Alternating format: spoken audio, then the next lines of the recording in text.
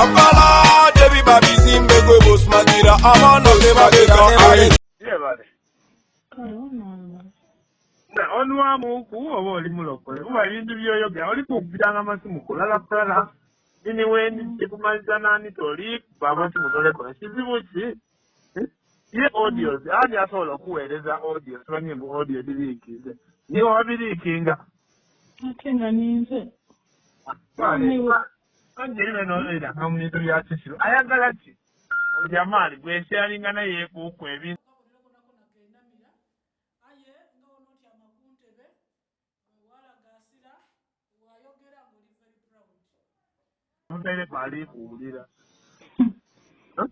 ali kuwulira kisoboka kiti ayagala timu niwo waliikinga Angeli audio wadagainewa oli abaana balina audio audio ki audio wajagainewa mumpulirize you listen to me nze baire nzira kyendidi ebyo bintu nabifunye nabifunye essaawa odabirenga 7 awo nafuna information eyo nti ola yankubira yankuba honorable waliwo ebintu byebitambula eno bintu ebituufu tibituufu buti naire ndiawo lwaki bakuweerezaako kirala mbakulu okumpeereza baddemu okumpeereza bere biri kutambula ku social media nti wandibaire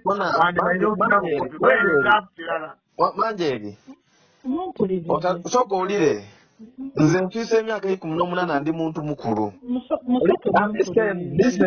Listen. If you know about protecting people's names, olikitegeera otakizaniramu ani alina audio era audio eri kukoba ki esobola okulaga nti ali audio eri kutambula lwaki osobola kugifuna weba eri kutambula somo nankobya eri kutambula ku social media which platform on social media kinjiremu ezira kiriyo ndibuuza audio ki mangi erikodiga nibo bali mana oli kunsindikira message twagalane mu heaven kole twagalane mu ki enjoy what is that of your capacity. You can't even sit with someone and discuss on things ekintu kyabakyo and on your capacity manjeri you've disappointed me. Yewe okonkuludinga otya ekintu kyotali sure nkaliwulira ku audio yani asobola kulikinga something like that nobo yandimize tebatiri kugemanga onkubye basimu mangi nendibagananita ate nga zyaime kundebe endala nga waliwo bantu bangi nga zisobola kugema aye weyira mu bintu ebyesitiro obuzonyi audio erikizi ani asobola okulikinga audio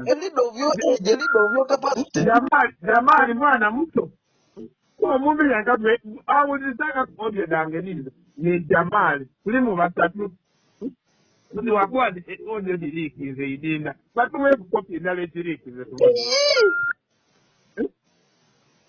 manjeri yugurap n'ebintu ebyekitiro ebyo biba biri ino wakwano kwa simanya ame fellow politician nani baire tirikinga audio wakwanze the Solomon ndikinge audio yoyogera nize amaya ni idiot. Second to that, all of us we are politicians, we are man neri na leo kudifeninga. How can I just release an audio like that? Audio. Bana manje. Which platform on social media? Manje oliwo ine ku platform ki? Mumaze okwogera. Obibo ine wa platform ki? Ati omaze okwogera ndogere. Yogera. Nze okusooka ebintu ebyo nabitegeera emisana. Ola nkubire yankoba. Honorable, waliwo ebintu byebiri wano. Ebirimu something about bintu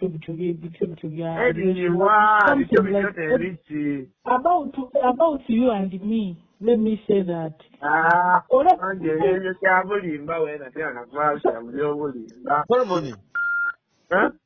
Ndikwenda manje ategeere ekintu kirala. Omukulembeze yena following group in.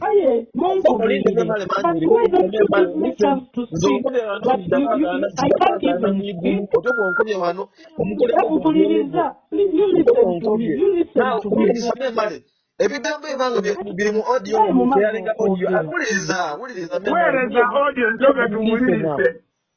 But have you listened to me? ati lwoliko gati biri kugemagana Tibigemagana. okuba nti muna ebigambo ebiri mu audio Omusamusingi webigemagana ndi webigemagana ninze bitya naibye enkoko.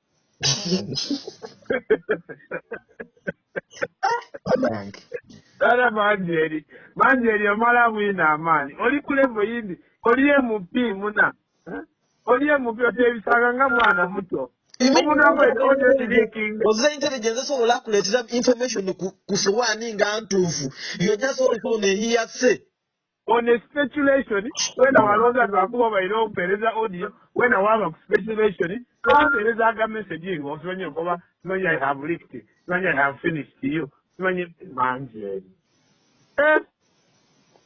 no actually honorable there is what I'm suspecting because true I put them up the Mekogana on Zeka Mukobere. He has some conflicts with some young kids in Ginja. There is a boy. I had moto kandoza yagama video y'omukolo. Ebintu bibali kulema kumukobera.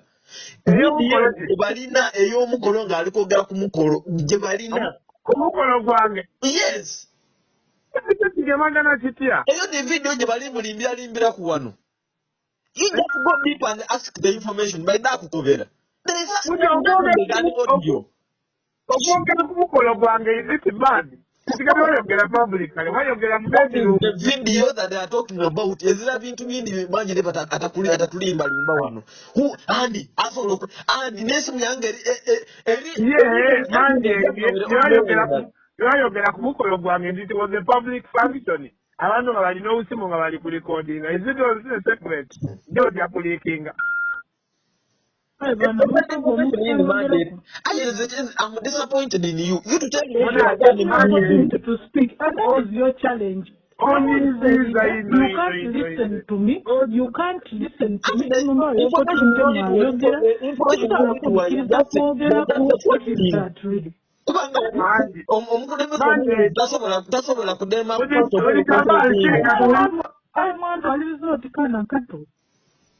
oba iwe omuntu omukulu onkobye twagane mwigulu iwe omuntu omukulu nzokuyeze udi mwagane mwigulu kujafa mwidye bamujaja mugeyeno wa mwigulu. Can you imagine? I want a lot of kind of cut up to move for the Nikola Chica.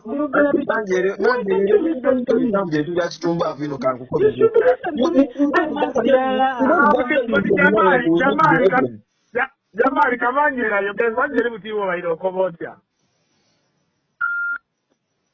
I was very miserable. Actually, I was in Parliament. I want to talk to you. Najayo. Yankoba, what was the into the Naman River in this audio actually very soon in the general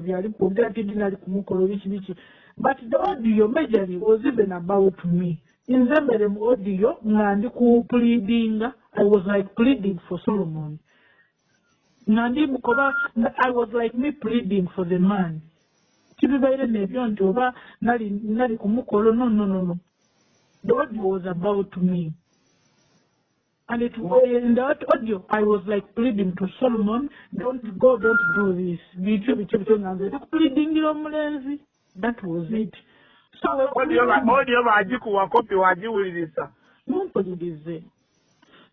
so remember, I kept quiet. I said, okay, anyway, it's okay, let me wait. Posting actually posting and the magogo bali ku mukolo gwe ngolengola manje jeli kwenda kubuza allow my question ndikubuza audio wajiwuliriza ku nkale jiwuliriza mutiwa akaka hizo jani you are pleading for Solomon. No, you listen to me.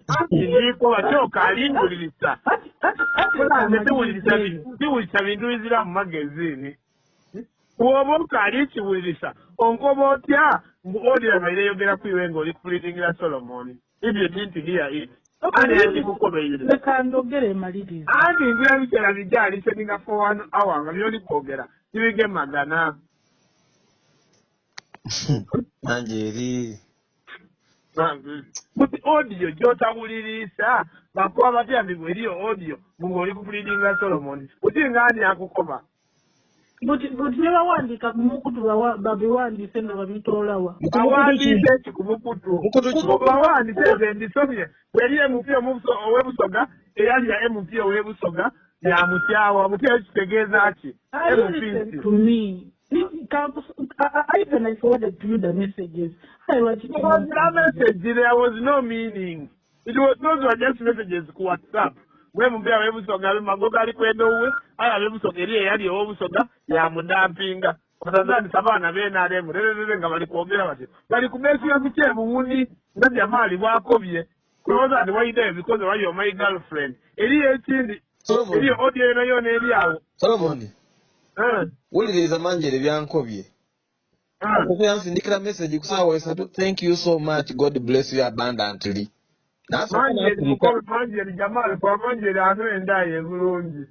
Yamala yena muyakwambu, just know I'm very grateful for everything you have been doing. Nasirika. Yankwambu, you have done a lot of good things to me. I'm proud of you.